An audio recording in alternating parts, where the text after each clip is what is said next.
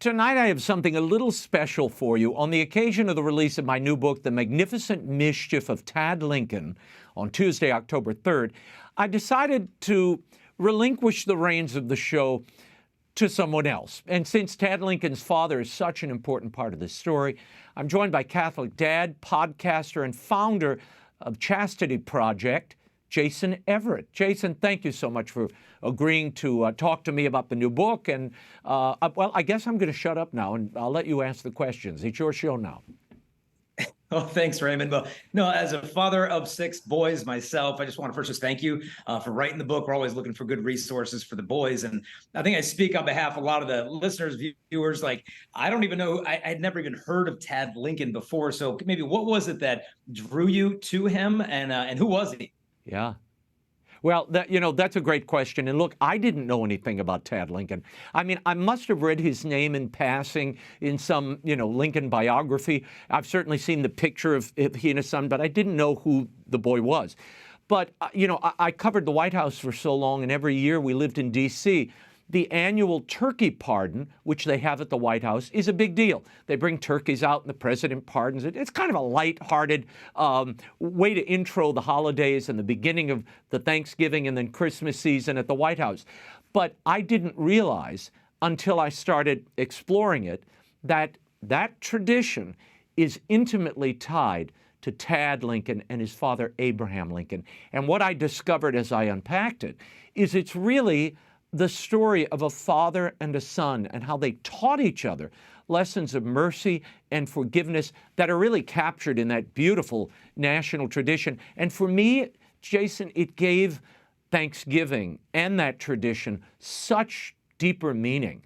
And I suddenly realized, this is the origin story, if you will, of the national holiday of Thanksgiving and the form in which it's been handed on to us. So to me, it's not only a neat way to connect to these historic figures and a young boy who lived in the White House, a first son who had an amazing impact, but it's sort of the origin story of the holiday.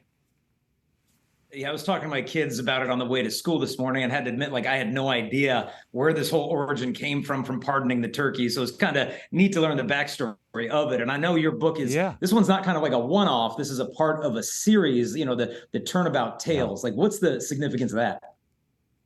Well, look, when I started writing for kids, I did the Will Wilder series, which is a middle grade series. And when I visited schools, I realized so many kids' curriculums were being remade, and historical figures that you and I learned about as a matter of course, Edison and Abraham Lincoln and, you name it, they were sort of being forced to the margins and no longer taught in schools. So I thought, how could I get young people to focus anew on these lives, and how do you make it relevant to them? And I thought I should probably isolate the young lives of these great figures and maybe a moment of crisis in those young lives. And so that's what we did. The Turnabout Tales series came from that. Every one of these stories is about a turnabout in a young life, where the motto for the series is challenges faced, decisions made, history turned. And that's what happens. That's what happens in all of these stories. And Jason, it's what happens in our lives. But I think it's important to remind young people, the obstacles you face are not the end of your journey. In fact, that might be the portal to your calling and the rest of your life. Oh, that's a great point. I know the first book that you wrote in the series was about the young Tom Edison and how he got into a lot of trouble himself, and his mom ended up kind of rescuing him from that mess. How is this book, The Magnificent Mischief of Tad Lincoln, kind of similar to that story and different? Well, they're similar characters in that both are a bit rambunctious. They're rambunctious boys. You're the father of 6 boys. You know what that it's like. I'm the father of 2. I know, they get out of control. People want to, lock them down or give them medication. That's the worst thing you can do, I think, in many cases. And in the case of both of these boys, Edison was irascible. He would speak out of turn. He was bored in class. His mother saw the possibility, and when he was thrown out of school at 8 years old, she brought him home, homeschooled him, fed his passion, and really saved her son and nurtured the greatest inventor of all time. In this story, Tad Lincoln he really saves his father. And as I delved into this relationship, and look, there aren't many books on Tad Lincoln. There's one I found that's dedicated to Tad. All the others were kind of little scraps and pieces in the canon of Lincoln biographies.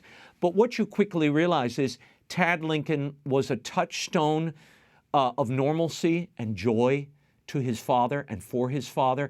And you can imagine this man's contending with a civil war literally across the river outside his door. The bad reports are coming in. The country is fractured. He's got the death of a son in his house, and his youngest son is still with him. So he bonds with that boy. They are inseparable. And people wondered, why did Abraham Lincoln and his wife allow this kid roughshod? He ran roughshod all over the White House. He was hitching goats, running through the East Room of the White House. And the mother would laugh and say, oh, that's just Tad being Tad. Let the boys be. Tad would crash into his father's cabinet meetings. And the staff obviously was irritated by this. I mean, they described the boy as out of control. They say Tad was a hellion. But to Abraham Lincoln, he would double over in laughter when he encountered his son in the course of the day. He needed that boy. He needed that child as a reminder, I think, of the possibility of joy on the other side of the war he was fighting, and a reminder of what really mattered and what he was fighting that war for. So it opens up history. It's a personal family tale, and it's related to a national holiday. So there's so many reasons I think this story is important for families, especially as the holiday season gets closer. Yeah, I think it definitely resonates for fathers, because I know with my 6 boys, sometimes I'll be looking for them around the house and it's just quiet, and I know if my kids are quiet, it means they're either sleeping or doing something illegal. Those are pretty much the only options on the table. And so, mischief is really the operative word when it comes to raising little boys. So when I was kind of reading the book, I thought, okay, this is a great way not only to introduce the kids to the meaning of the holiday, in this case, Thanksgiving, but it's just also a lot of fun, for the kids to read. And I know him, Tad, and his brother kind of created a lot of mischief in the White House, as you were mentioning, right? Yeah, and people ask me, why did you title the book The Magnificent Mischief of Tad Lincoln? What was so magnificent? What was magnificent is the role that played in the national life and in the life of the President of the United States. That mischief was magnificent. It saved the President from deep depression. It rescued him from the weighty affairs that he was dealing with, and probably gave him a different perspective. Historians tell us he loved to spend time with the boys. He loved their pranks. He would indulge Tad, even when Tad was, smearing paint on the walls and letting animals run through the White House. Lincoln delighted in this. And I think it's a good reminder for all of us, dads, moms, that even though at times I know the kids make a mess, they are an important part of our lives. They're there not to serve us or to do something extraordinary, but to be kids. And that reminder, that connection, that relationship is more important than the 1,000 things you have to do on your list that day. And that's why I thought we should celebrate the magnificence of children. And that's really what the backstory is, for me as an author, why I wanted to tell this story in part. Yeah, and honestly, on a personal note, I think my favorite page of the book, I don't know if you get this feedback often, but my favorite page, we were just to mention that Abe Lincoln, after in the evenings, work is done, he devoted himself to the time with his boys, of just telling them stories, reading them books. And it just made me think about what life had been like before screens were there, before your email was blowing up on your phone at 6, 7 o'clock at night, and you could just be fully present to your boys, to your family. And I kind of stopped on that page and I kind of ruminated on that of what would have been like back in the day when it was just you and the kids, you and your wife, without all these distractions. And how can we kind of get back to that? And so that's kind of I don't know, just a page that really hit me and kind of stopped me in my tracks. But with Jason, that's why, that's really why I write for families, because that moment that resonated with you, that's really the whole game. It's not the book itself. The book is a vehicle, and that vehicle is to unite grandparents and kids, and uncles and aunts and kids, and mom and dad with kids, so that you're sharing your relationships, your experiences, your reflections on this story, and it deepens and it widens that story, and it turns it into a family memory that they never forget. That's what I think every good story should do. And I mean, you really captured and nailed my entire rationale for doing this and this series. Yeah, no, it's not about the book. It's like what I say when I go fishing with the kids, they're doing that. It's not about the fish. It's not about the boat. It's not about the tent. It's just about being with each other. Now, Tad, he wasn't the perfect kid, and you kind of addressed that as well. Tell us a little bit about some of the challenges that he faced. Well, near as we can tell, he didn't have much schooling. He had trouble reading. He had a cleft palate, which made communication difficult. You hear Lincoln's secretaries talk about how difficult it was for him to be understood. That communication was difficult, but obviously his mom and dad could understand what he was saying. So that, created a deeper bond with the family and Tad. So he had friends, but not to the level of depth that he had with his family. So he was a boy who was not an exceptional student or particularly brilliant, but he was an important, crucial part of that family and the national life. And I've always been drawn to those stories, Jason, whether it's Mother Angelica's story or my Will Wilder series, the underdog, the character that everybody kind of dismisses and says, oh, they're good for nothing. Look, what a terrible student. Look, they have handicaps and disabilities, and what good are those people? No, those people are often the most important part of not only that family story, but many times our lives today are impacted by their contributions. So we should discount no one. And that's kind of the lining that runs through all of these turnabout tales, that no life is expendable, every life is precious, and of value, whether you see it now or you see it later. And I thought it important to rescue Tad from the annals of history, where he's been forgotten for too long. Like you said, and I have to admit, I'd never really heard of him before I started delving into the story. Yeah, as you're speaking, a line came to mind that St. John Paul II once said, that in the end, everything else will turn out to be unimportant and inessential except for father-child love. Like that's all eternity is going to be, is father-child love. And so this is really the story of like a father and a son, and kind of the mercy that they taught each other. Why did you want to tell this story now in history? Well, I stumbled upon it. I didn't realize, and you think back, you were talking about how simple the times were. They were also pretty complicated because, there was a wire depot near the White House. And in the evenings, Lincoln, after he put the kids to bed, he would walk down to the wire depot and he would get the wire reports of what was happening on the war front. So, that was the beginning of that information age. That was the text messages of the day.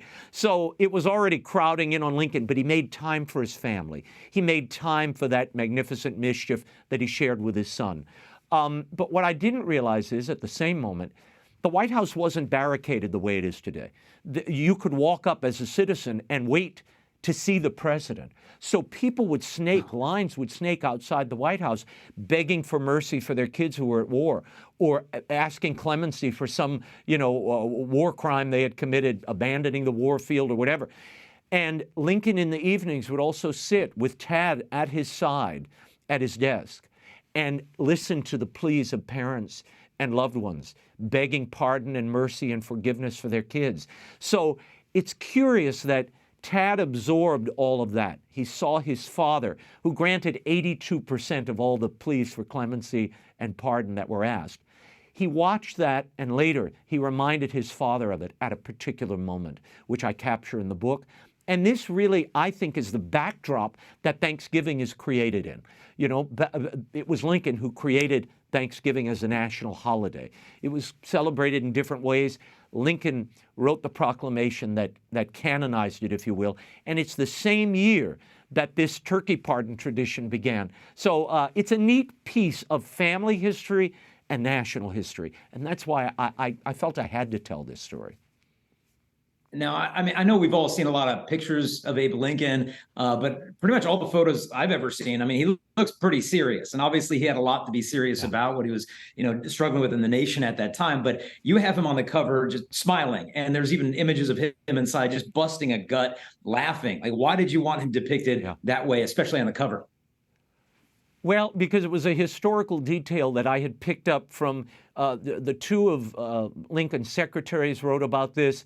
There were other visitors to the house that remember this, that when Tad Lincoln would pull a prank on his father, create some chaos in the house, Lincoln would double over in what they called neighing laughter. And you see that again and again in the historical accounts. Some say squealing laughter, but I had never seen Lincoln depicted this way. We always see that very dour, sad face, deep line, etched President Lincoln. So I thought, let's do something different. So you have him bent over in laughter here, reacting to Tad's mischief, which happens throughout the book. Again, we see a snapshot of a person, but we don't realize this man was also a father, and he delighted and he had joy in his life. And I thought it important to show that face of Lincoln that perhaps had been lost in time. Yeah, and in the light of the way that education and history classes are shaping up nowadays, do you have kind of a bit of a fear that we're losing sight of a lot of these great American lives? Yeah, well, look, this was one of the prime movers for my writing this series. I mean, I think we've look, a people that forgets its history is forgetting its foundation and forgetting itself. And if you look at those recent polls, Jason, the Wall Street Journal did a polling on patriotism, on belief in God, on belief in family. All of it is down by like 25 points from what it was a few years ago. What that tells me is we're in a moment of not only a loss of faith in the Almighty, in God, but a loss of faith in ourselves. They don't even have faith in community anymore. So I think it's important to remind young people, families, that you aren't drifting in ether here. We didn't just pop out one day and come from nothing. There is a foundation. There's a chain of lives that go before us and that hopefully will come after us. And it's important to know who and what those lives were, what they represented, what they did, and the decisions they made, so that we can use those lessons, the mistakes and the glories, to chart our own course into the future. And I also want young people to know everything you're experiencing, it's not new. Other lives have passed this way. Other people have made similar decisions and faced similar challenges. That's what history teaches us, I think. I think history are nothing more, it's like the Bible. It is a guide for living. It's a guide for living. It shows you what happens if you go one way or the other. And these great lives, I think, are neglected and shouldn't be. Yeah, it's almost as if we've been given this historical portrait of these people in like a two-dimensional lens. But for me, this book kind of made it three-dimensional, really just showed the humanity of him. I mean, the thought of kids running around the White House and coloring up the walls, it's like, all our house is like, those are the frescoes of the domestic church. They're markers, they're paint and smudge marks everywhere. And so to me, really brought it to life. So what's next in the whole or Turnabout Tales series? Yeah, well, Jason, that's such an important point, that for me, it broadened Lincoln. I had read a number of Lincoln biographies. I never quite saw him this way until I focused on Tad.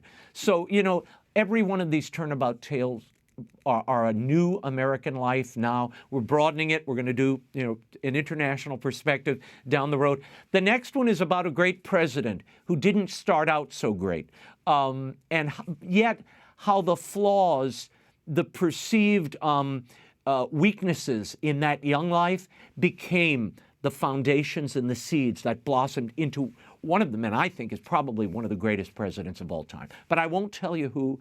That's called a teaser, and I'm going to leave it there. Yeah.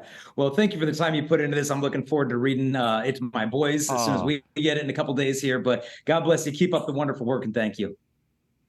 Jason, Everett, I'm so thankful to you, not only for the interview, but for your insight and for being a dad, which not only this book reminds us, but life reminds us, is the most important thing of all that you do.